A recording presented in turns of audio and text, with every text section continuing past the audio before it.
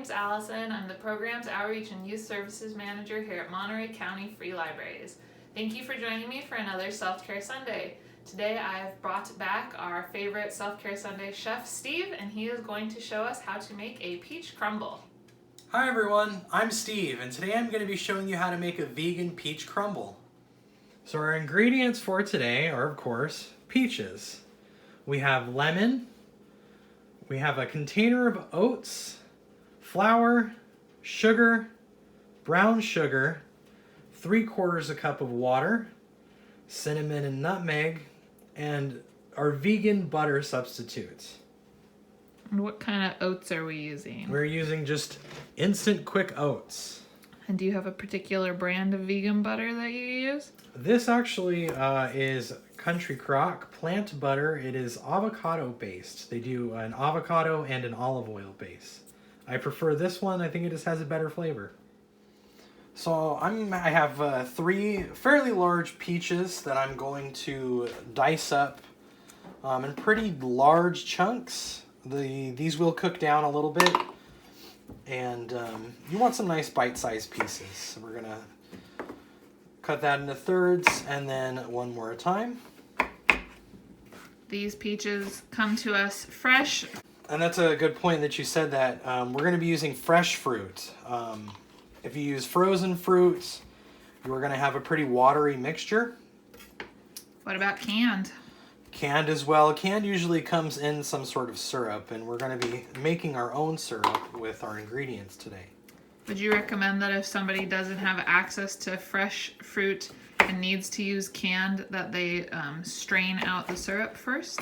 I would, and then you're going to have to adjust the sugar that you add into it and any other liquid.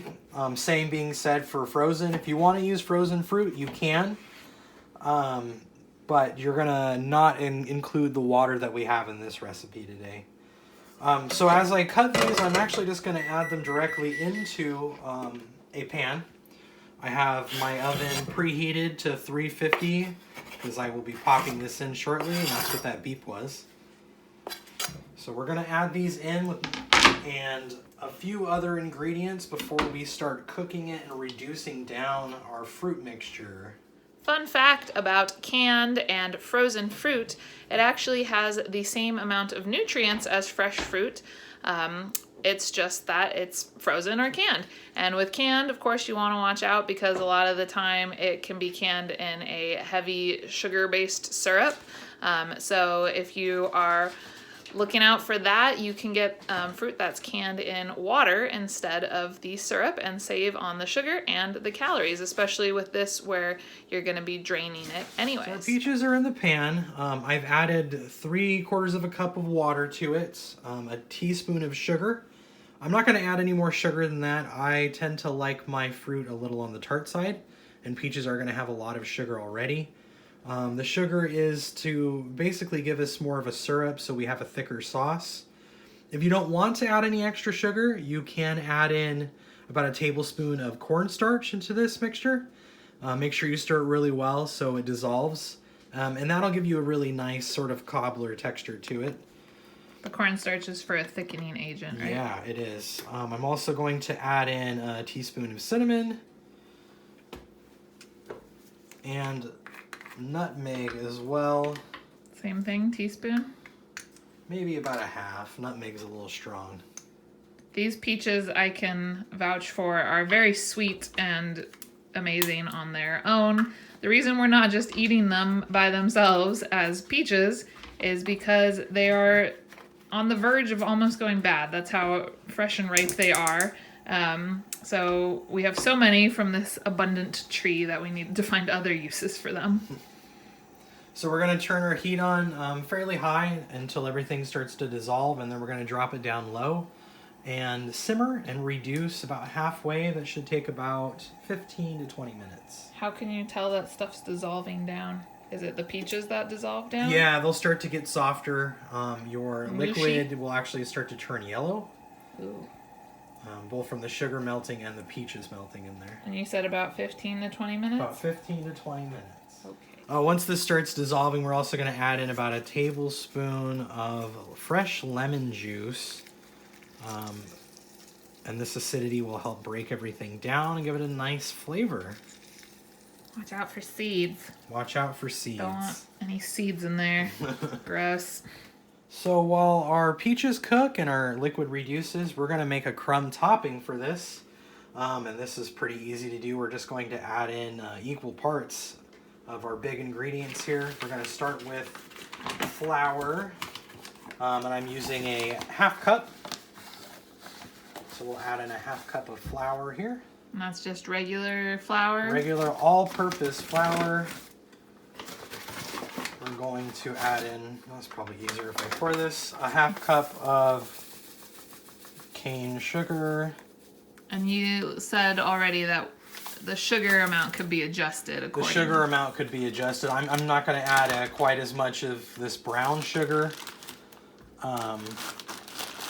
because it does caramelize while we cook, and it's just going to get everywhere and get sticky. It is good for flavor profile, but the main sweetness is going to come from the sugar here. And at some point this will pour out.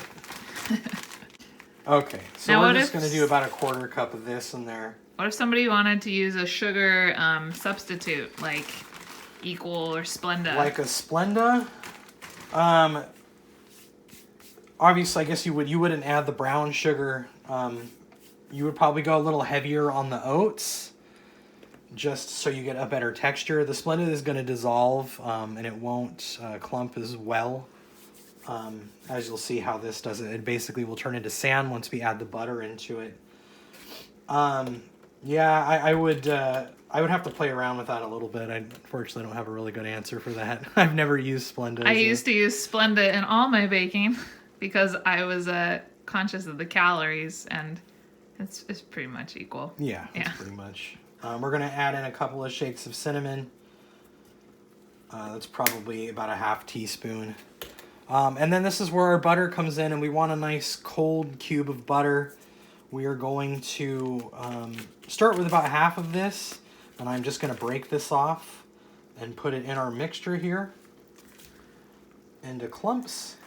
The lesson I learned from baking with Splenda was there was no point. I tried to save on the calories there. If you have to do it for some other dietary reason, that's different, but I was just trying to cut corners with calorie intake. But when you're adding things like half a stick of butter to start, it doesn't really make much sense. Work. So what we're doing essentially is cutting the butter into our mixture here. If anybody has ever made biscuits, you'll kind of understand what I'm doing. And I'm just taking it and squeezing it in between my fingers. And what we want to do is make sure all of our dry ingredients are coated with butter. And it'll come out to be sort of like a wet sand texture, like we're going to be making a sand castle. And this is all before adding in the oats. This is all before adding in the oats. We want to break this down a little bit. And the reason why I do that is because I want to keep some of the integrity of the oats. And if I add it in at the beginning, I'm just going to squish the oats down, and they're not going to have a fun oat look anymore. They're just going to turn to flour. Oats. Oats. The fun look. I like a nice whole oat. So this should take probably about 5 to 10 minutes. So we have a nice texture to our mixture here. We're going to add the oats in, and we're going to continue to knead. That does look sandy. Yeah, and it's just going to feel like wet sand. Delicious. Just what everyone wants to put on top of their peaches, wet sand. Yes. So if we clump it together, it'll hold and form into a ball. Ah, delicious. So how long would you do this for? About 5 to 10 minutes, or until it stops being fun. All right, I think that's good. We only used a half a stick of butter in this, which is fine. I think most crumble recipes call for a full stick if you're using a cup of each ingredient. So, but we were using a half cup of each ingredient. And it really just comes down to texture. This is going to brown really nicely because of the fat and the sugar, and it should have a nice caramelization on it when we're done. Okay, so our peaches have reduced. We've got a nice syrup going on. They've softened up. And now we're going to pour it in this pan here. Use whatever you'd like. These are great, or a cheesecake springform pan works really well. But this is going to go right in here. Did you grease the pan or I anything? did not. No preparation for the pan. Nope, we're just going to throw that in there. We're going to get some nice burny bits because of that too, so it's going to be good. Our crumble is going to go directly on top. We're going to do just a small layer over the whole thing and then sort of push it down.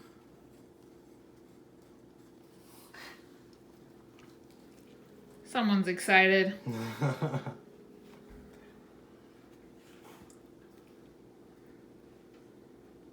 So there we go. Get that corner more.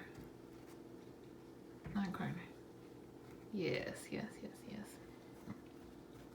All right, there we go. I'm gonna push on that just a little bit. Yum.